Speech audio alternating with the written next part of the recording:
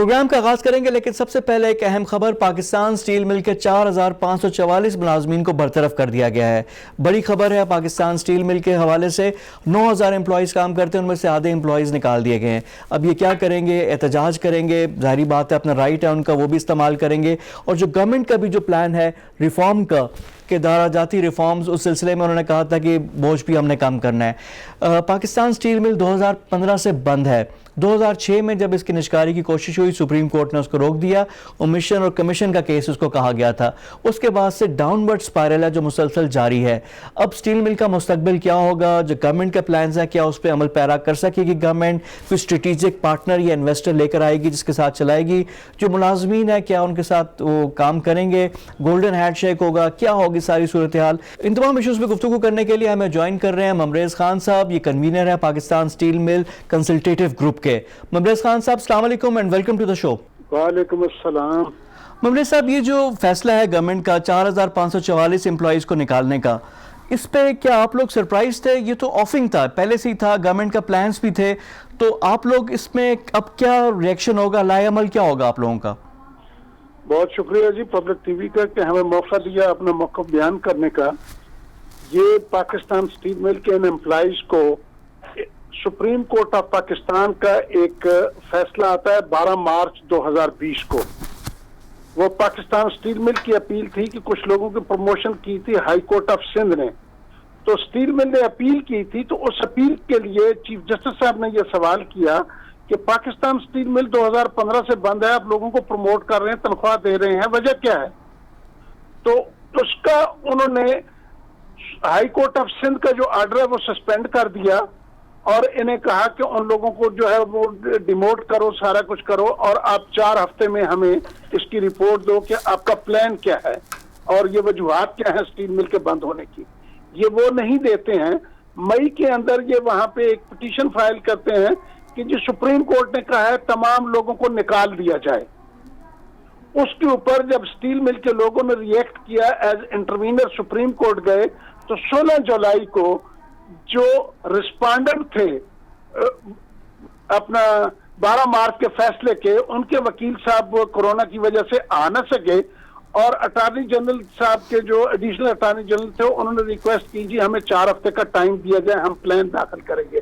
ابھی تک اس کا سپریم کورٹ نے فیصلہ نہیں کیا، اور عمران خان صاحب کی حکومت، وزارت صنعت و پیداوار اور پاکستان سٹیل مل سپریم کورٹ کا آرڈر بھی امپلیمنٹ نہیں کر رہی، جس کی اپیل میں یہ خود گئے تھے۔ اچھا خان صاحب، یہاں پہ کچھ سوال ہیں جو میں ون بائی ون کروں گا، آپ سے میں جواب بھی چاہوں گا۔ سب سے پہلی بات یہ ہے کہ پلان تو پہلے سے اناؤنس تھا، یہ سرپرائز تو نہیں ہونا چاہیے۔ گورنمنٹ نے کہا تھا کہ جی ہم گولڈن ہینڈ شیک دیں گے، پی آئی اے، سٹیل مل، ریلوے، تینوں کا محکموں کا کہا ہوا ہے۔ دوسرا، ایک محکمہ اگر 5 سال سے بند ہے تو پھر کیسے وہ سیلریز دے سکتا ہے؟ مسلسل خسارے میں ہے، 176 بلین، 200 بلین، 2 فگرز آ رہے ہیں کہ اتنا یعنی نقصان میں، خسارے میں ہے، تو ایسے ادارے کو کیسے پھر آگے چلایا جائے؟ ایسے کیا جائے؟ امپلائیز اگر اتنے زیادہ ہیں تو گھر بیٹھے کہاں پہ سیلری ملتی ہے؟ پہلی یہ بات ہے کہ یہ ادارہ امپلائیز کی وجہ سے نہیں بند ہوا، یہ ادارہ بند ہوا ہے ان چیکڈ کرپشن کی وجہ سے، اور ان ایفیشینٹ جو ministry of industries and production نے لوگ اپوائنٹ کیے مینیجر اپنا پاکستان سٹیل مل کے ایگزیکٹو اور بورڈ آف ڈائریکٹرز کے۔ پاکستان سٹیل مل میں آج تک احتساب نہیں ہوا۔ یہ سپریم کورٹ میں جب پرائیویٹائزیشن کا کیس 2006 میں سپریم کورٹ نے یہ ڈیسائیڈ کیا کہ سٹیل مل کا یہ جو کیس ہے پرائیویٹائزیشن کو نل کیا، تو بتایا کہ اس کی تو ویلیویشن ہی نہیں ہوئی ہے، یہ اومیشن اور کمیشن کا کیس ہے۔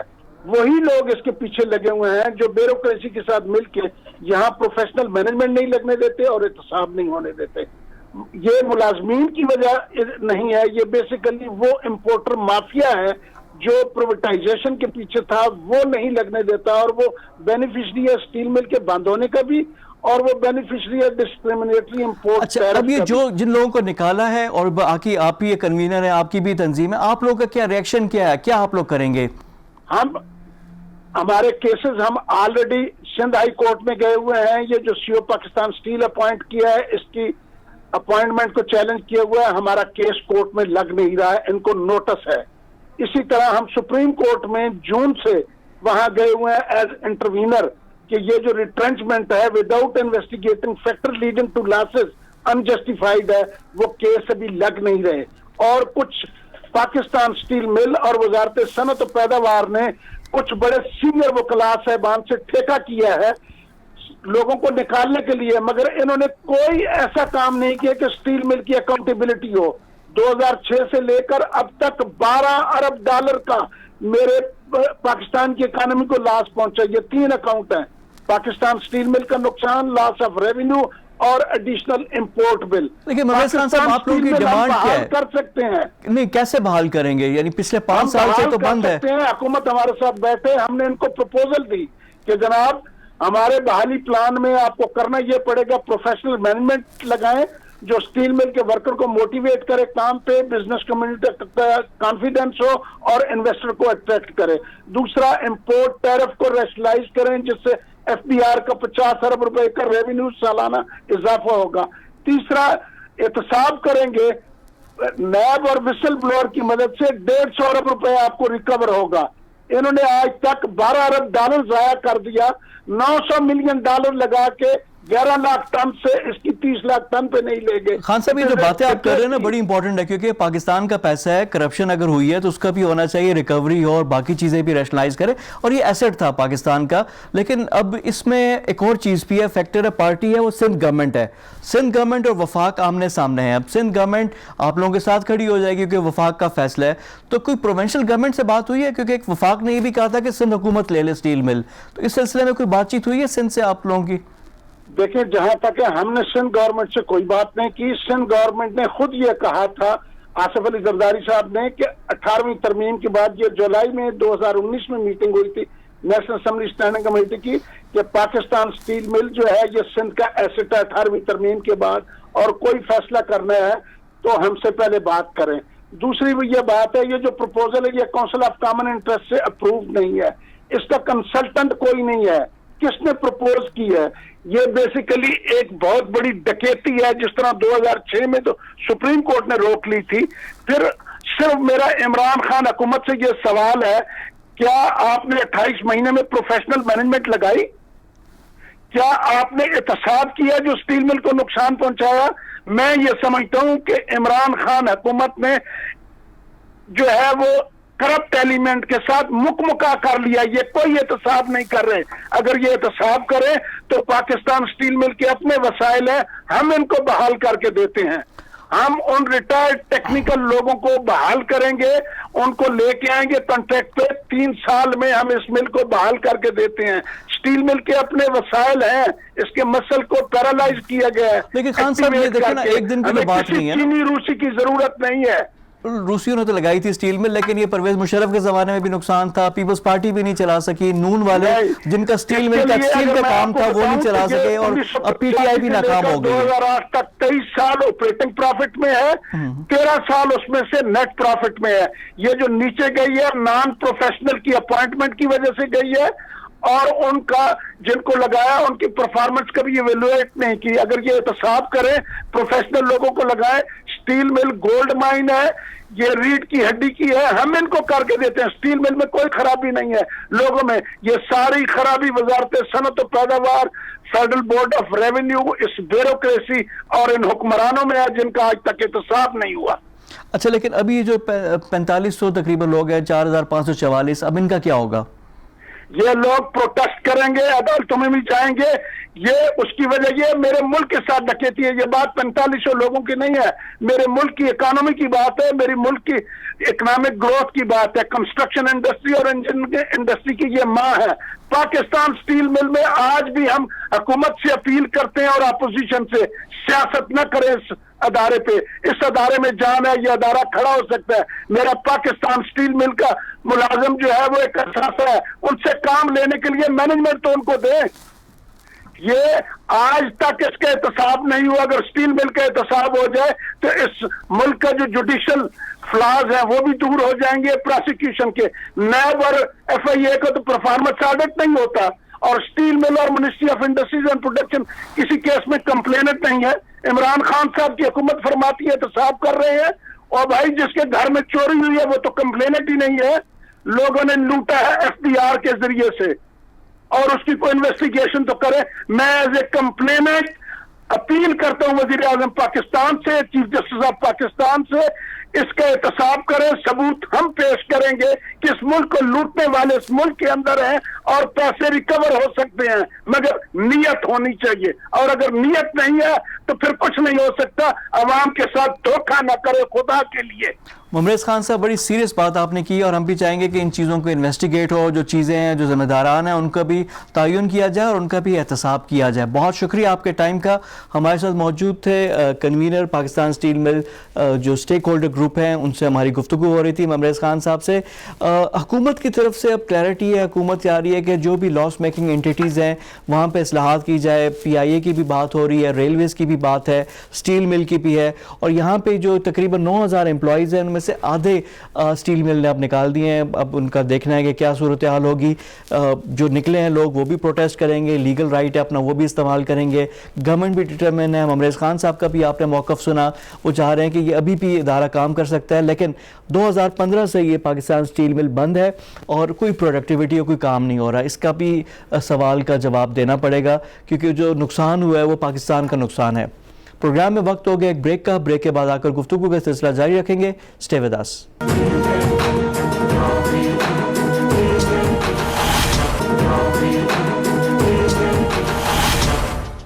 بریک کے بعد پروگرام میں دوبارہ خوش آمدید. اب ہم کچھ بات کریں گے وزیر خارجہ کے دورے کے, اور او آئی سی کی فورن منسٹر کانفرنس ہے.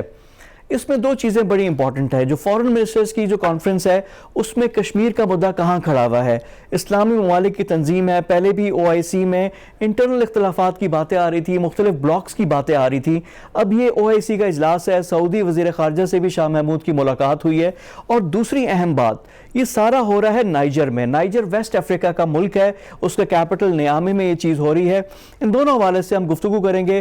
ہمیں جوائن کر رہے ہیں لیفٹیننٹ جنرل ریٹائرڈ اشرف سلیم صاحب.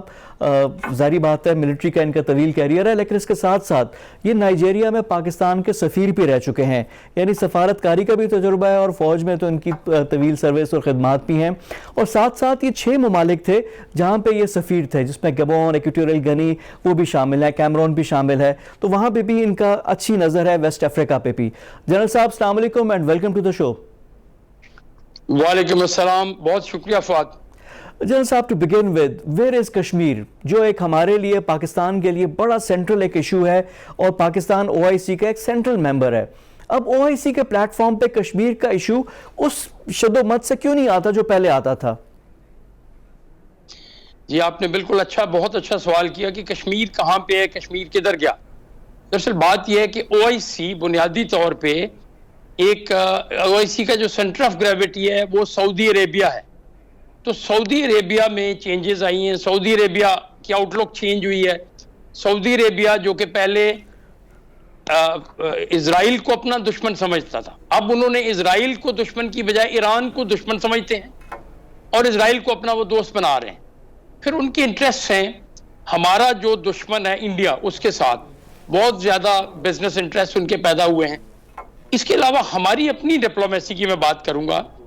ہم ابھی تک شاید پرانے زمانے کی ڈپلومیسی کے لحاظ سے دیکھ رہے ہیں, سوچ رہے ہیں. دنیا بدل گئی ہے, دنیا چینج ہو گئی ہے, ہماری ڈپلومیسی ادھر کی ادھر ہی ہے. ہمارے ہاں کوئی اگریسو ڈپلومیسی کا یہی میں آپ سے سوال کروں گا کہ کیا ہمیں ڈیفرنٹ کرنا پڑے گا, اور یہ جو آئیز ہیں, I for Israel, I for India اور آئی فار ایران, اس کے بیچ میں ہماری خارجہ پالیسی کہاں پہ گم ہو گئی ہے؟ اور اب یہ اسرائیل والا جو نیا جو ایشو آ گیا, اب پاکستان میں کیا یہ سیل کرنا آسان ہوگا اسرائیل کا؟ عرب ممالک کی وجہ سے ہم نے اسرائیل کو تسلیم نہیں کیا تھا, ہمارا اصولی موقف تھا, فلسطینیوں کے لیے ہم لوگوں نے کیا تھا. اب کشمیر اور فلسطین یہ دونوں ایک ہی انالوجی ہے, اگر ہم ایک میں اگر ہم کر لیتے ہیں تو مسئلہ ہو جائے گا. اور دوسرا, کیونکہ آپ ملٹری کی سروس میں بھی رہ چکے ہیں, فوج کے لیے یہ کتنا آسان یا مشکل ہوگا اسرائیل کی تسلیم کرنے والی بات بھی کرنا؟ دیکھیے بات یہ ہے کہ ہم نے عربوں کی وجہ سے صرف اسرائیل کو تسلیم نہیں کیا تھا. ہمارا ایک اصولی موقف ہے جو کہ قائد اعظم رحمۃ اللہ علیہ نے بہت پہلے 1948 میں بتا دیا تھا کہ اسرائیل ایک غاصب ملک ہے جس نے فلسطینیوں کی زمین کے اوپر قبضہ کیا ہے, جس نے بیت المقدس کے اوپر قبضہ کر لیا پھر 1967 کی وار کے بعد. اس لحاظ سے اگر دیکھا جائے تو ہمارا موقف کو عربوں کی وجہ سے نہیں تھا. ٹھیک ہے, عربوں کا ایک فیکٹر ضرور تھا, عرب ہمارے دوست تھے, ہمارے دوست ممالک تھے, لیکن ہمارا ایک اصولی موقف ہے اور اس اصولی موقف کے اوپر ہمیں قائم رہنے کی ضرورت ہے. جہاں تک تعلق ہے ایران ہمارا ہمسایہ ہے, ایران کے ساتھ ہمارے تعلقات بہت اچھے ہیں. ابھی تک ہم ایک بیلنس رکھ رہے تھے. ہمارے تعلقات جو تھے ایران میں, سعودی عربیہ میں, یو اے ای کے ساتھ, عربوں کے ساتھ اور باقی نان عربس کے ساتھ, جس میں ترکی بھی شامل ہے, ہم نے ان کے ساتھ بیلنس رکھا ہوا تھا. اب وہ بیلنس ڈسٹرب ہو گیا ہے. اب اس بیلنس کو ہم نے کس طرح دوبارہ حاصل کرنا ہے. ہم نے اپنے تعلقات سب سے بہتر بنانے ہیں. ہمارے مفادات ہیں, ہمارے مفادات سعودی عربیہ میں ہیں, ہمارے مفادات یو اے ای میں بھی ہیں, ہمارے مفادات ایران کے ساتھ بھی ہیں, ہمارے مفادات ترکی کے ساتھ بھی ہیں. اب بات یہ ہے کہ ان مفادات کو لے کے چلنا کیسے ہے. لیکن جنرل صاحب یہ مفادات ہے تو ہمیں تو ہر جگہ نقصان ہی ہو رہا ہے. دیکھیں نا جس طرح یو اے ای میں دیکھ لیں, ویزاز کی پابندی آتی ہے, ایک دم وہ اسکیئر آ جاتا ہے, اسرائیل والا پریشر ہے, امریکہ بھی علیحدہ ہو گیا, تو ہمیں تو اپنے مفادات کہیں سے ہمیں نہیں حاصل ہو رہے, ہر جگہ پہ ہمیں نقصان اٹھانا پڑ رہا ہے. تو یہ تو پھر ہمیں سوچنا پڑے گا, کیونکہ اسرائیل والا جو چیز ہے وہ انڈیا کے ساتھ بالکل اس کی گود میں بیٹھے ہوئے ہیں, پلان کر رہے ہیں. کشمیر میں جو فلسطین والا ماڈل ہے وہی اسرائیل کی وہی بلو پرنٹ ہے جو انڈیا فالو کر رہا ہے. تو ہم تو ہر جگہ سے نقصان ہمیں ہو رہا ہے. نہیں, انڈیا پہلے بھی یہ فالو کر رہا تھا. انڈیا نے اور طریقے سے ابھی فالو اور زیادہ اگریسو ہو کے فالو کرنا شروع کیا. بات یہ ہے کہ دیکھیے 2019 میں 5 اگست 2019 کو جب انڈیا نے وہاں پہ آرٹیکل 370 ختم کیا ہے, اس کے بعد سے ہم نے کیا کیا ہے, ہم نے کوشش کی کہ OIC کا اجلاس ہو جائے, ایک ایمرجنسی میٹنگ ہو جائے. عربوں نے نہیں ہونے دی. اس کے بعد ہم نے پھر دوبارہ اسی سال جب سال ہو گیا پورا اس ایونٹ کو, ہم نے پھر کوشش کی. وزیر خارجہ صاحب نے ایک بیان دیا, اس کی بیس کے اوپر فردر ناراض ہو گئے عرب ہمارے سے. بات یہ ہے کہ ہمیں اپنی ڈپلومیسی کو ذرا ری لک کرنا چاہیے, دیکھنا چاہیے دوبارہ. اس میں یہ ضروری نہیں ہے کہ ہم اسرائیل کو تسلیم کریں تبھی ہم اپنے حالات کو بہتر کر سکتے ہیں. اسرائیل کو تسلیم کرنا یا نہ تسلیم کرنا ایک پرنسپل, ایک اصولی موقف ہے ہمارا, اس کے اوپر ہم بات نہیں کر سکتے ہیں کسی کے ساتھ. بات یہ ہے کہ اگر ہم اسرائیل کو تسلیم بھی کر لیں تو ہمیں کیا ملے گا؟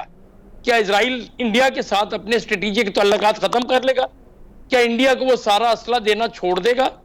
دیکھیے ایک بڑی طاقتیں اسرائیل کے پیچھے ہیں, امریکہ اسرائیل کے پیچھے ہے, ویسٹرن یورپ اسرائیل کے پیچھے ہے.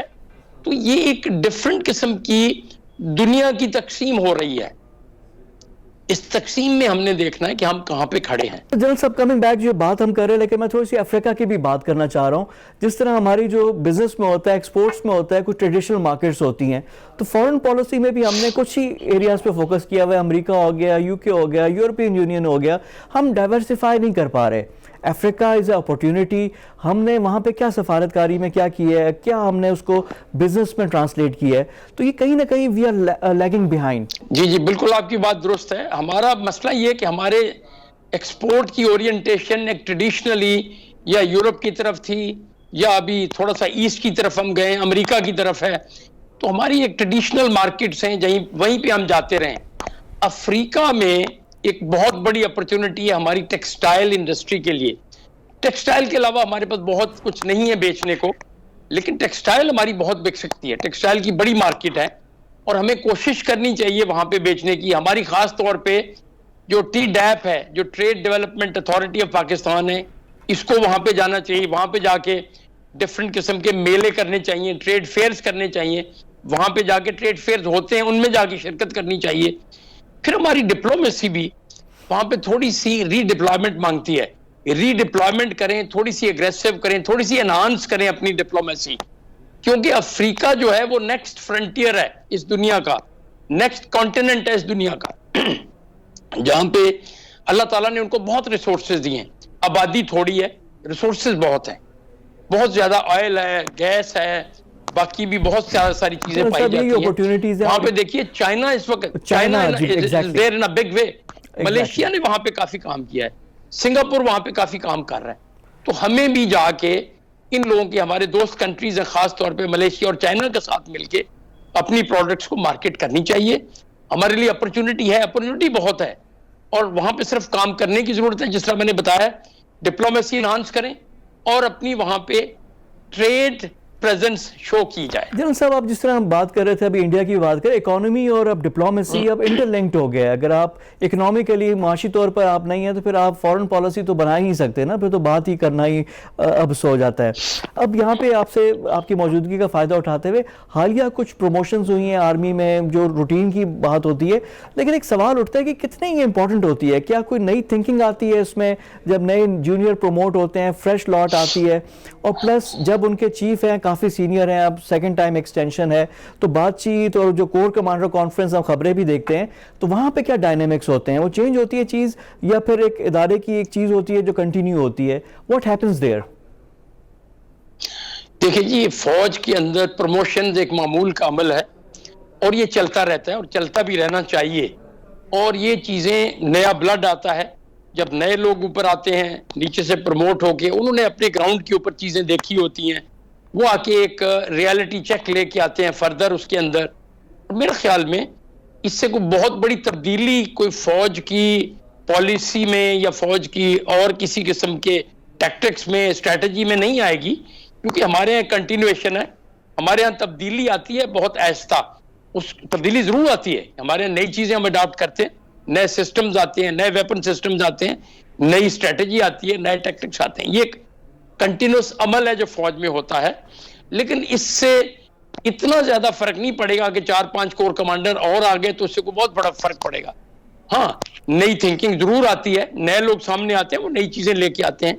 और मेरे ख्याल में मुझे नहीं कोई पता, जब हम थे फौज में कोर कमांडर्स कॉन्फ्रेंस में बैठते थे, जनरल परवेज मुशर्रफ उस वक्त बहुत पुराने हो चुके थे, लेकिन उसके बावजूद लोग अपना पॉइंट ऑफ व्यू देते थे, हम भी देते थे, सब देते थे अपना पॉइंट ऑफ व्यू। कोई ऐसी बात उसमें नहीं थी कि हम कोई झिझक महसूस करें कि आर्मी चीफ बहुत सीनियर है हमारे से। वो मसला नहीं होता है।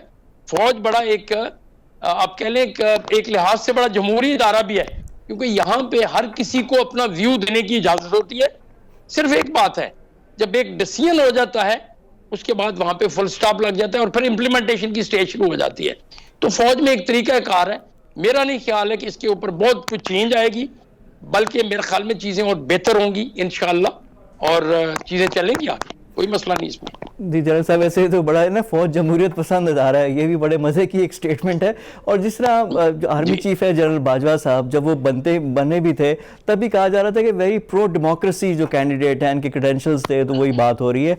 आपसे हमने 2-3 इशूज़ पे गुफ्तगू की। फॉरेन पॉलिसी में आपका यही कहना है कि मज़ीद बेहतरी की ज़रूरत है और रीडिफाइन, अपने इंटरेस्ट के मफादात की हमने खुद हिफाजत करनी होगी, कोई और नहीं करेगा। लेकिन जनरल साहब, अपना पॉइंट ऑफ व्यू हम कैसे बेहतर, यानी फॉरेन पॉलिसी शुरू में जो आप बात कर रहे थे कि हमें रिफॉर्म की ज़रूरत है, क्या क्या हम करें, कौन कौन से हमें चीज़ें चाहिए जो कि हमें इम्प्लीमेंट करें ताकि हम चीज़ें बेहतर करें अपनी? मेरे ख्याल में इसमें सबसे पहली बात तो ये है कि जो आपका फॉरेन ऑफिस है उसको भी देखा जाए, उसको फर्दर कैसे रीऑर्गेनाइज किया जा सकता है, बेहतर किया जा सकता है। फिर हमारी एक ट्रेडिशनल, अभी आप देख लें हमारी डिप्लोमेटिक डिप्लॉयमेंट जो है पूरी दुनिया के अंदर, वो एक ट्रेडिशनल डिप्लॉयमेंट चली आ रही है, उसमें बहुत कम चेंज आई है या उसमें बहुत कम एनहांसमेंट हुई है। उसमें हमें थोड़ा आगे जाना चाहिए। डिप्लोमेसी को थोड़ा एग्रेसिव करने की जरूरत है, डिप्लोमेसी में एग्रेसिव होना पड़ता है। फिर दूसरी बात, एक चीज होती है, ये थिंक टैंक्स जो होते हैं ना, थिंक टैंक्स या रिसर्च इंस्टीट्यूशन आप कह लें उनको, उनकी सपोर्ट बड़ी जरूरी होती है फॉरेन पॉलिसी फॉर्मुलेशन में और फॉरेन पॉलिसी को आगे लेके चलने में। ये जो थिंक टैंक्स या रिसर्च इंस्टीट्यूशन जो होते हैं, वो नई थिंकिंग एक्सप्लोर करते हैं, नई चीजें एक्सप्लोर करते हैं, नए आइडियाज देते हैं, और वो नए आइडियाज को आप आगे लेके चलते हैं और उनको लिहाज से अपनी फॉरेन पॉलिसी को आगे लेके जाते हैं। खास तौर पे हमें कश्मीर के हवाले से, इंडिया के हवाले से, और ये जो नया फैक्टर इजराइल का फैक्टर भी मिडल ईस्ट में आ गया है। पहले तो इजराइल यूएई में नहीं था, अब इजराइल यूएई में आ गया, अब इजराइल बहरीन में आ गया, अब इजराइल ओमान में आ गया, अब इजराइल सऊदी अरब में आने की कोशिश कर रहा है। तो बात यह है कि इन सारी नई चीजों को, नए फैक्टर्स को हमें फैक्टर इन करना पड़ेगा। इस लिहाज से हमें रिसर्च करनी चाहिए, नई सोच लेके आनी चाहिए और इन चीजों को आगे बढ़ाना चाहिए। लाजमी नहीं, इसका एक तो सिंपल सोल्यूशन हमारे यहाँ बहुत सारे लोग, इजराइल को तस्लीम कर लो। भाई इजराइल को तस्लीम करने से क्या मिलेगा आपको? बात ये है, ये हालात हैं, ये एक सेट ऑफ सर्कमस्टांसेस आपके सामने आया, ان کو ڈیل کرنے کے لیے آپ نئی تھنکنگ لے کے آئیے, نئی سوچ لے کے آئیے, اپنا انٹریکشن, اپنی ڈپلومیسی, اپنی ویلیو ود عربس, اس کو آپ انہانس کریں. وہی ٹریڈیشنل باتوں میں مت رہیں کہ جناب ہمارا دوست ہے, فلانا ہے, فلانا ہے. اپنے انٹرسٹ کریٹ کریں اگر نہیں ہے ان کے ہاں تو کریں, اور اس کے ساتھ ساتھ جو چینجنگ ٹائمز ہے اس کے ساتھ ساتھ ہم لوگ بھی چینج کریں. یہی میسیج ہے آپ کا, بہت شکریہ. اور آخر میں ہے کہ ہے جرم ضعیفی کی سزا مرگ مفاجات, کہ پہلے معاشی طور پر اکنامکلی بھی ہمیں اسٹرانگ ہونے کی ضرورت ہے تاکہ ہم انڈیپینڈنٹ فیصلے کر سکیں. جنرل اشرف سلیم, بہت شکریہ آپ کے ٹائم کا, آپ سے گفتگو ہوئی. پروگرام میں وقت ہو گیا اب ایک بریک کا. بریک کے بعد آ کر گفتگو کا سلسلہ جاری رکھیں گے. اسٹے ود اس.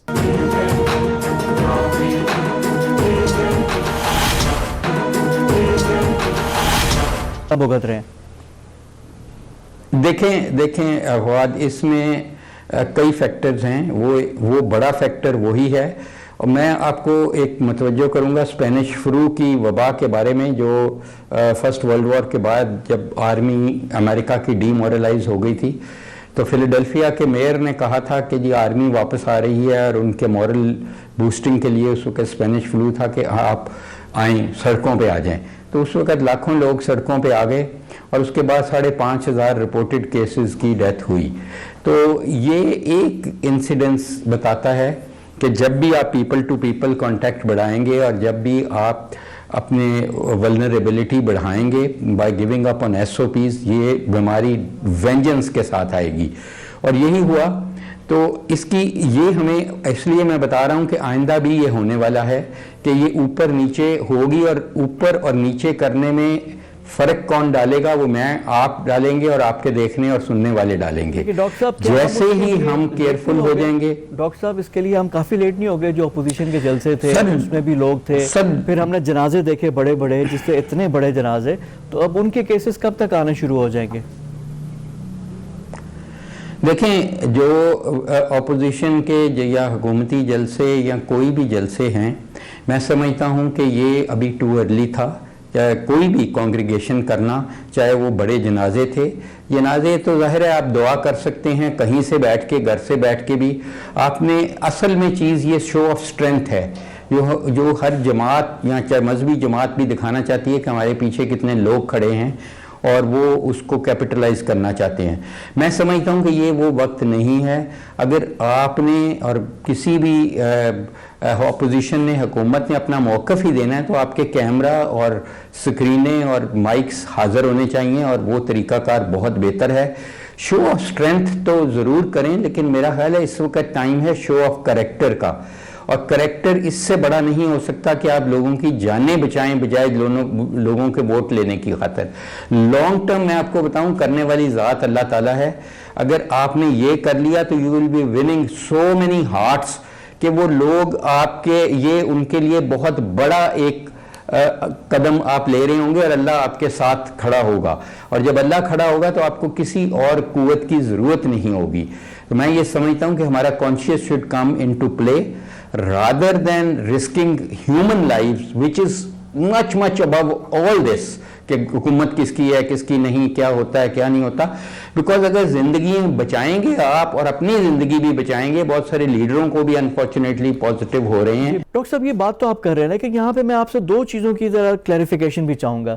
اس دفعہ کہا جا رہا ہے کہ جو لوگ کورونا سے متاثر ہو رہے ہیں ان کی ڈیتھ جلدی ہو جاتی ہے, 3-4 دن میں, 5 دن میں جاتے ہیں ان کی ہو جاتی ہے. پہلے یہ چیز پرولونگ تھی.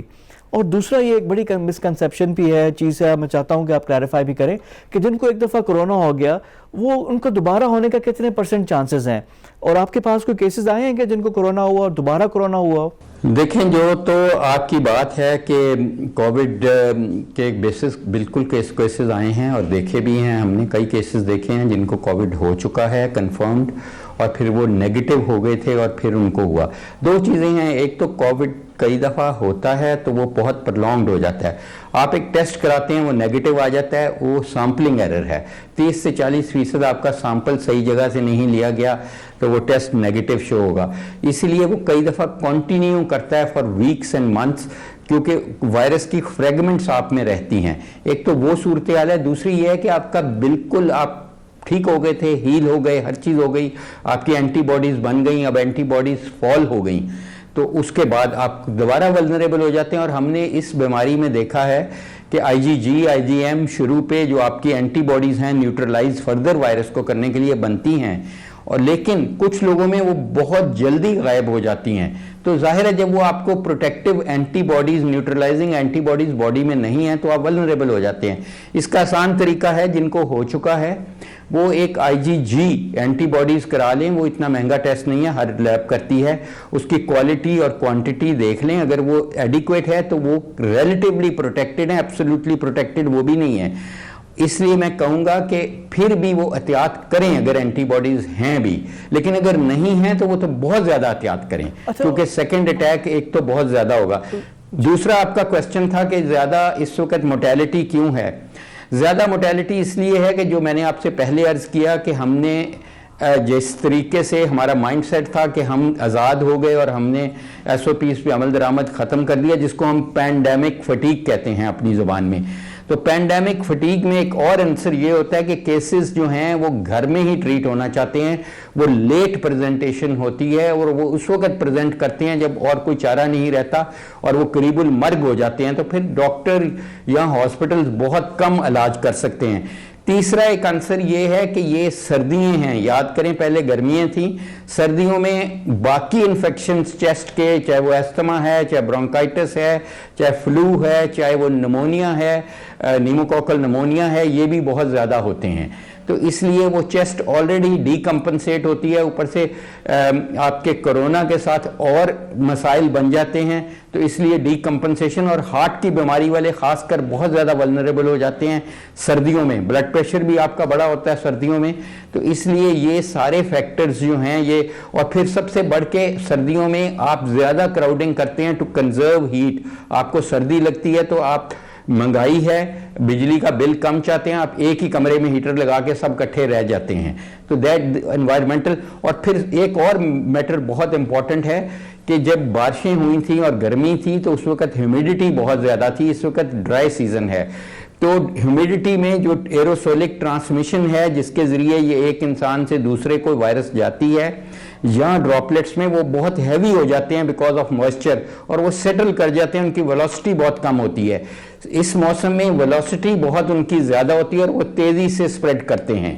تو یہ سارے انوائرمنٹل فیکٹرز ہیں، لیکن سب سے امپورٹنٹ فیکٹر ہے ہمارے عمل درآمد، اپنی پریکاشنز کا جو ہم نے نہیں کیا. ڈاکٹر صاحب بڑی امپورٹنٹ باتیں آپ نے کی ہیں، اور جس طرح آپ نے ایکسپلین کیا ہے یہ چیز اب بڑا کلیئر بھی ہو گئی ہے. تھوڑا سا ایک چیز اور تھوڑا سا آپ اس پہ روشنی ڈالیں کہ یہ جو اتنے جو کیسز اگر ہو رہے ہیں تو اب بندہ کس سٹیج پہ ہاسپٹل جائے، کیونکہ ہاسپٹل میں بھی بیڈز اتنے اویلیبل نہیں ہیں، اور ظاہری بات ہے یہ بھی نہیں ہے کہ ہر کے سمٹمز کے ساتھ بھی لوگ آنے شروع ہو جائیں تو ہمارا سسٹم ہیلتھ سسٹم کرمبل کر جائے گا. وہ کون سی ایسی سٹیج ہے کہ جہاں پہ بندہ ہاسپٹل جائے؟ گھر میں کوشش تو ہر کوئی کرتا ہے کہ سیلف آئسولیٹ کر لے، کرنٹینہ کر لے، لیکن ہاسپٹل کس سٹیج پہ جانا چاہیے؟ بہت اچھا کوسچن ہے. میرا خیال ہے سب سے پہلے تو ہمیں ڈینائل نہیں ہونا چاہیے کہ اگر آج کل اس موسم میں اور پاکستان میں یا باقی بھی جگہوں پہ ہمیں علامات ہیں، خاص کر کھانسی کی، بلغم کی، گلے کی خراش کی، گلا خراب ہونے کی، اور بخار کی، اور سر درد اور الٹیاں آنے کی، اور خاص کر اگر خواتین میں اور مردوں میں بھی ہوتا ہے کہ آپ کو لاس آف ٹیسٹ ہے یا لاس آف اسمیل ہے، آپ کو سونگھنے کی، آپ کو اچھی یا بری خوشبو اور بدبو نہیں آ رہی، یا آپ کو ذائقہ ختم ہو گیا ہے، تو یہ علامات ہیں کہ آپ کو بہت لائکلی ہے کہ کووڈ ہو گیا ہے. تو اس وقت آپ فوری طور پہ اپنے آپ کو سیلف آئسولیٹ کر لیں، اپنی ہائیڈریشن اچھی رکھیں اور اپنے نیوٹریشن اچھی رکھیں. سبزیاں، فروٹ اور پروٹینز اچھی کوالٹی کی، جس میں چکن، فش اور ایگ وغیرہ، ملک ہے وہ لیں، اور اپنا ٹیسٹ ضرور کروائیں. بہت سارے لوگ ٹیسٹ ہی بہت لیٹ کراتے ہیں، وہ دیر از اے ڈینائل کا فیکٹر ہوتا ہے، وہ ان کو بڑی لائٹلی لیتے ہیں. تو اس لیے ٹیسٹ کرانے کا یہ فائدہ ہے کہ آپ اس کو مانیٹر اور کیئرفلی کر لیں گے. اور اگر آپ کو کھانسی بڑھتی ہے اور سانس کی تکلیف ہوتی ہے تو کم از کم آپ گھر میں 3,000 روپے کا آتا ہے آکسی میٹر، وہ عام مل رہا ہے آج کل، وہ آپ لے لیں اور اپنی آکسیجن کو مانیٹر کر لیں کہ وہ 91%، 92% ایئر پہ آکسیجنیشن صحیح رہنی چاہیے. اگر آپ کا سانس مزید خراب ہو رہا ہے، آپ کو ٹائٹنس ہو رہی ہے، یا آپ ہارٹ کے مریض ہیں، یا آپ شوگر کے مریض ہیں، یا بلڈ پریشر کے مریض ہیں، پھر آپ کو फौरी तौर पे हॉस्पिटल जाना चाहिए, या आपकी ऑक्सीजन सैचुरेशन 90 या उससे कम हो रही है एयर पे, तो फिर भी आपको हॉस्पिटल रिपोर्ट करना चाहिए फौरी तौर पे करीबी हॉस्पिटल में, ताकि आपकी बर वक्त तशखीस भी हो, आपको ऑक्सीजन भी दी जाए। और बहुत सारी, अब हमें पहले ये, अब इस वक्त सिल्वर लाइनिंग ये है इस क्लाउड की कि इस वक्त आपके जो मुआलजीन हैं, डॉक्टर्स, वो इस बीमारी को बेहतर समझते हैं पहली दफ़ा की मुनासबत, क्योंकि हमें एक्सपीरियंस हो गया। ज़ाहिर है हमारे लिए भी एक नया चैलेंज था, दुनिया के लिए नया चैलेंज था, गाइडलाइंस नहीं थी। अब हमें पता है कि इसके 2 आंसर हैं इस बीमारी के कॉम्प्लिकेशन के, एक फेफड़े का इन्फेक्शन जिसको हमने ट्रीट करना है एग्रेसिवली, और दूसरा क्लॉटिंग का जो आपका मैकेनिज्म बहुत ज़्यादा ओवर हाइपर कोएगुलेबल स्टेट है, उसको ट्रीट करना है by giving you anti coagulants, anti thrombolytics वगैरह, एंटी प्लेटलेट्स। तो ये इससे काफ़ी फिर बेहतरी हो जाती है, मोर्टेलिटी कम हो सकती है। और तीसरा जो एंटी इन्फ्लेमेटरी दवाएं हैं, एंटी साइटोकाइन इनहिबिटर्स हम देते हैं, एंटी वायरल देते हैं इंट्रावीनसली, वो अगर आपको जल्दी मिलेंगी तो आपके रिकवरी के चांसेस काफ़ी ज़्यादा हो जाते हैं। ये तो था आज का प्रोग्राम इनसाइट। कल मजीद मौज़ूआत के साथ आपकी खिदमत में हाजिर होंगे। तब तक के लिए फवाद खुर्शीद को इजाज़त दीजिए। खुदा हाफिज़।